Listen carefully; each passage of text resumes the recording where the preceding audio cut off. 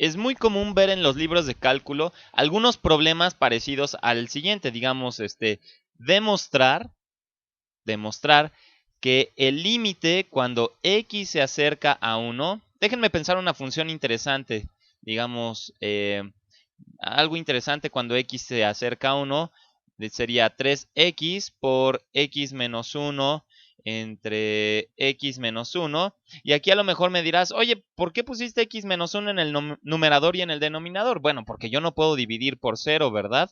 Entonces, realmente no está definida esta función en 1, ¿verdad? En todos los demás valores sí. Así que esta es la línea 3x y tiene un hoyo cuando x es igual a 1. Por eso lo hice así. Quiero calcular el límite cuando x tiende a 1 de esto. Y los libros dirán, oye, a ver, demuéstrame que el límite de esta función cuando x se aproxima a 1 es 3. Demuéstralo. Y básicamente lo que tenemos que usar es la definición de épsilons y deltas del límite. Así que para probar esto, esencialmente tenemos que demostrar lo que significa.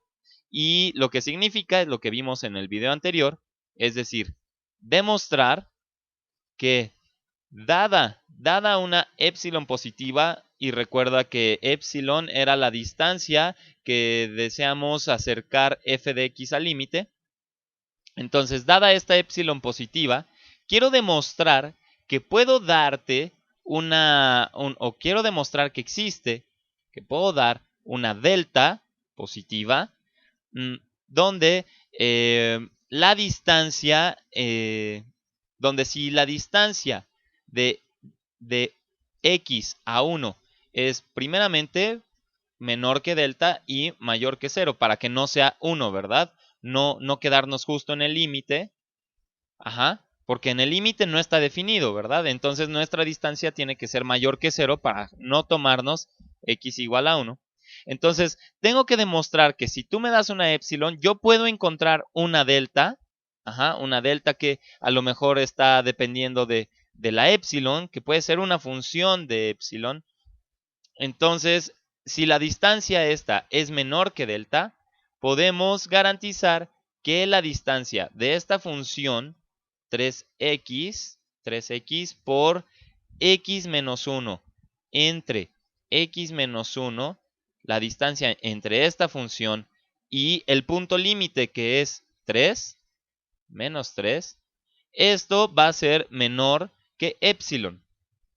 Perfecto. Entonces, muchos libros de cálculo te lo van a poner así. Límite de f de x cuando x tiende a es igual a L, así es como se escribe. Y lo que significa es que tenemos que demostrar todo esto que escribimos aquí, ¿verdad?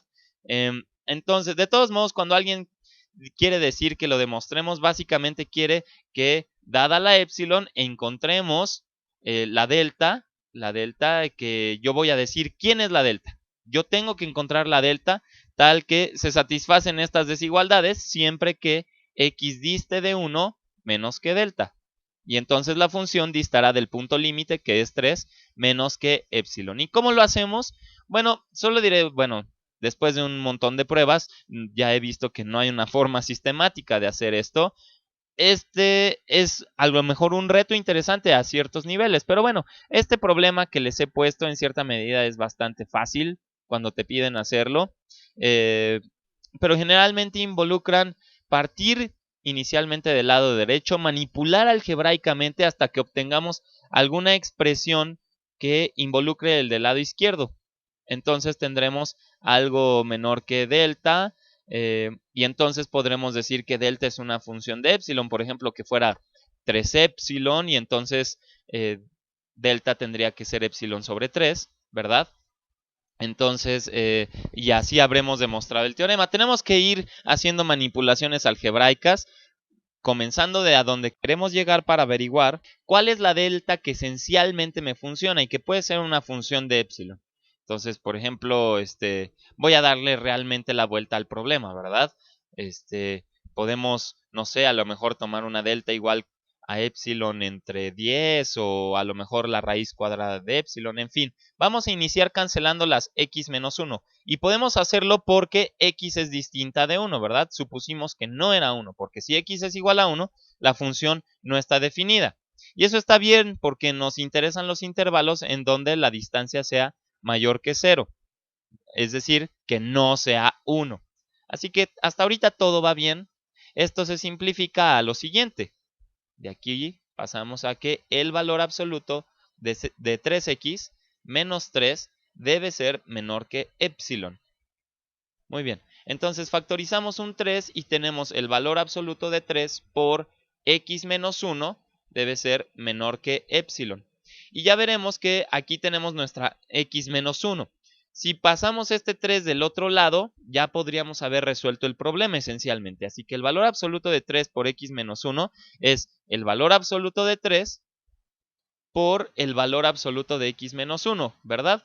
Porque si yo quiero que lo de arriba sea positivo, pues lo de abajo es una multiplicación de dos positivos que están dados por el valor absoluto. Si no me crees, sustituye varios numeritos y vas a ver que esto es cierto. Entonces, a lo mejor un profesor ahora en adelante te va a decir que esto de acá arriba es cierto sí y solo si esto de abajo, y que lo pintan con dos flechas y bueno, lo resumen con S y I, digamos como sí, ¿no? Entonces, ¿qué quiere decir? Que lo de abajo es cierto, implica que lo de arriba es cierto, y si lo de arriba es cierto, implica que lo de abajo es cierto. Entonces, esta expresión es cierta sí y solo si, la de abajo es cierta, y también pasa sí y solo si es cierta la de hasta abajo, ¿verdad? Entonces, el valor absoluto de 3 es 3, ¿ok? Y entonces dividimos ambos lados por 3.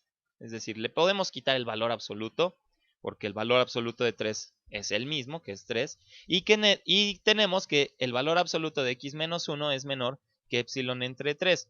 ¿Qué hemos hecho hasta ahora? Hemos demostrado que el valor absoluto, déjenme escribir esto en otro color, solo hemos demostrado que el valor absoluto de 3x por x menos 1 entre x menos 1 menos 3, el valor absoluto de eso, es menor que epsilon si y solo si, ocurre que el valor absoluto de x menos 1 es menor que epsilon entre 3, ¿verdad? Así que esto pasa siempre y cuando yo tenga que la distancia de x a 1 sea menor que epsilon entre 3, ¿correcto?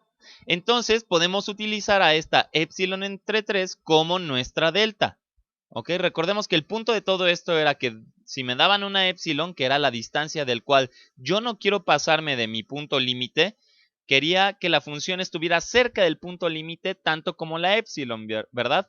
Y esta es esta distancia. Aquí está f de x, esta es L y esto es lo que aproximamos, ¿verdad? Y digo, bueno, esto pasa si, solo si la distancia de x a 1 es menor, o bueno, la distancia o el valor absoluto, si esto se aproxima menor que epsilon entre 3. Así que dada cualquier número epsilon, si por ejemplo tú me dices, oye, yo quiero que no pase de 1, que esta distancia no sea mayor que 1, entonces yo te digo, bueno, entonces x menos 1 debe debe distar x de 1 menor que 1/3.